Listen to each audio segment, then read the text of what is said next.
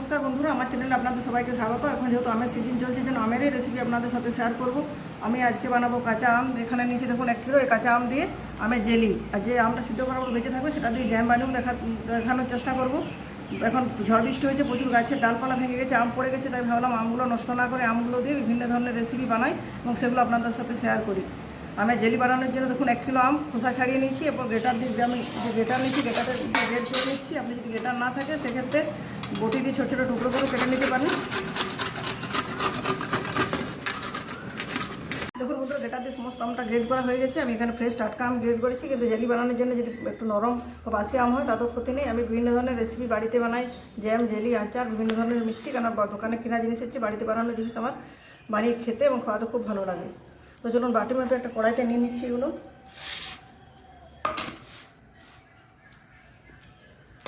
বাটি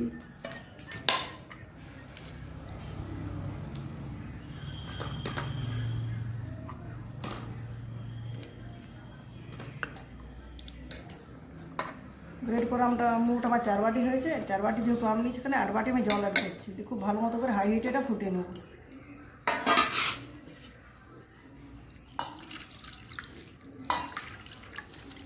দেখুন বন্ধুরা, হাই হিটে আমটাকে 10 মিনিট ধরে ফুটিয়ে নিয়েছি। আমের উপরে যে ফেনা ফেনা হয়েছে, ফেনা অংশটা তুলে দিচ্ছি। ফেনাটা যদি রাখা হয় তাহলে জেলিটা ভালো হবে না, এটা তুলে দিলে জেলিটা পারফেক্ট হয়। ফেনাটা তুলে দেওয়ার পর আরও আধ ঘন্টা খুব ভালো মতো করে ফুটিয়ে নেবো, যাতে আমটা খুব ভালো মতো সিদ্ধ হয়ে যায় আর একটা পিচ্ছিল ভাব চলে আসে আমের দানাগুলোর মধ্যে। আরও আধ ঘন্টা ধরে আমটা সিদ্ধ করে নিচ্ছি। দেখুন কি সুন্দর সিদ্ধ হয়ে গেছে, পরিমাণটাও অনেকটাই কমে গেছে। আর আমগুলো হাত দিয়ে দেখুন কীরকম পিচ্ছিল লাগছে। এবার একটু ঠান্ডা করে নিচ্ছি। ঠান্ডা করার পর এই যে ঝাঁঝরিটার সাহায্যে খুব ভালো মতো করে ছেঁকে আমের থেকে যে দানা অংশটা যেটা রয়ে যাবে উপরে, আর জলটা বার করে নেবো। দেখুন আমের মিশ্রণটা অনেকটাই ঠান্ডা হয়ে গেছে। এবার ছাঁচের সাহায্যে ছেঁকে নিচ্ছি। উপরে দানা অংশটা রেখে দিয়ে ছেঁকে ছেঁকে জলীয় অংশটা সেটা নিয়ে নেবো।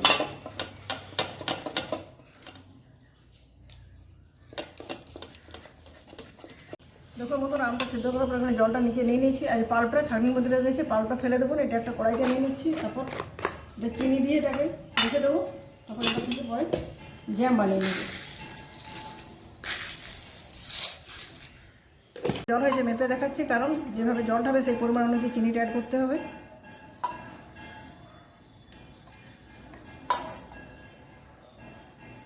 আমার সিদ্ধ করা জলটা 3 বাটি, একটু বেশি হয়েছে, 3.5 বাটির মতো। এখানে আমি 6 বাটির মতো চিনি অ্যাড করলাম।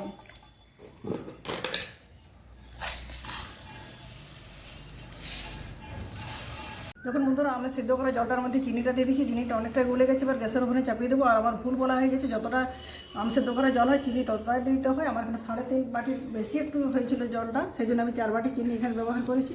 চলুন ওটা গ্যাসের ওভেনে বসিয়ে দিচ্ছি। চিনিটা খুব ভালো মতো গলে যাক, তারপর আপনাদের দেখাচ্ছি। দেখুন আমার সিদ্ধ করা জল বা পিউরিটার সাথে চিনিটা দিয়েছিলাম, পুরো ভালো মতো গলে গেছে। চিনিটা দেওয়ার পর যে উপরে ফেনা ফেনা অংশ আছে এটাও তুলে দিতে হবে। এই ফেনাগুলো যদি রেখে দেওয়া হয় তাহলে কোনোভাবেই জেলিটা ভালো হবে না। সিদ্ধ আমের যেমন ফেনাটা ফেলে দিচ্ছি, ওখানে ফেলে দিচ্ছি। এটা আরও কিছুক্ষণ ফুটিয়ে নেবো। আমি জিলেটিন ছাড়াই আমের জেলিটা বানাবো, আর আমার কাছে ফুড কালার নেই। এই জন্য যে ম্যাঙ্গো কাঁচা চকলেটগুলো পাওয়া যায়, সেই চকলেটগুলো ভেঙে দিয়ে দেবো কিছুটা কালার করে। কালারটা অপশনাল, আপনি চাইলে দিতেও পারেন, নাও দিতে পারেন। না দিলেও কোনো কিছু হয় না, জেলিটা খেতে ভালোই লাগে। তো দেখার সৌন্দর্যের জন্য কাঁচা আমের যদি জেলি বানাচ্ছি সবুজ রঙটা দিলে ভালো হয়।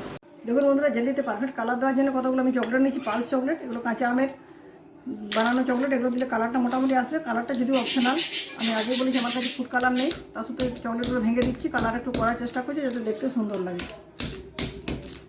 ভেঙে রাখা চকলেটের টুকরোগুলো দিয়ে দিচ্ছি জেলির মধ্যে, জেলিটাকে সুন্দর কালার করার জন্য। কিছুক্ষণ পর চকলেটগুলো ভুলে গিয়ে কালারটা হয়ে আসবে মোটামুটি।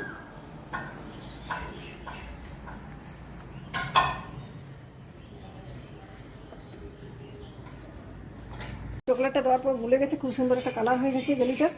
এরপর আরও ততক্ষণ পর্যন্ত ফুটাবো যতক্ষণ না এটা হাত দিয়ে এইভাবে দেখলে চটচটে হয়, মানে একটার বেশি টানা হচ্ছে ততক্ষণ ফুটাতে থাকবো। এটা সমস্ত প্রসেসটা লো টু মিডিয়াম হিটেই হবে।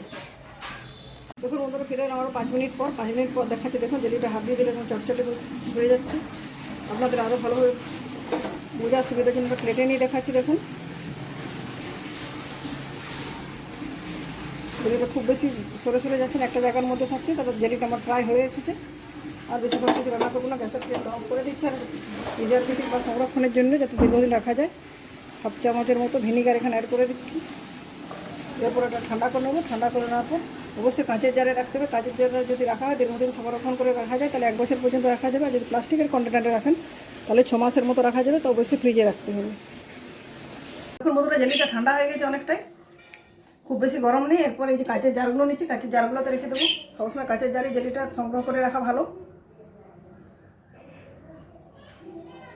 অনেকে বলেন জেলি বাড়িতে বানানো সম্ভব নয়, কীভাবে বাড়িতে বসে দোকানের মতো জেলি বানানো যায়, সে রেসিপিটি আমি আপনাদের সাথে শেয়ার করলাম। অবশ্যই ভিডিওটি প্রথম থেকে শেষ পর্যন্ত দেখার অনুরোধ রইল। যদি ভিডিওটি ভালো লাগে তাহলে লাইক, শেয়ার এবং চ্যানেলটি সাবস্ক্রাইব করে আমার পাশে থাকবেন। অবশ্যই বাড়িতে বানাবেন, কমেন্ট করে জানাবেন কীরকম লাগলো।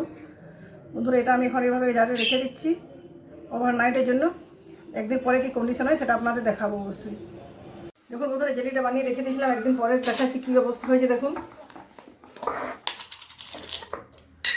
যাটা উল্টো দিকে উল্টে দিচ্ছি, দেখুন পড়ছে না, যেভাবে অবস্থা সেভাবে থাকছে। ওটা দোকানের মতো পারফেক্ট আমার জেলিটা হয়েছে।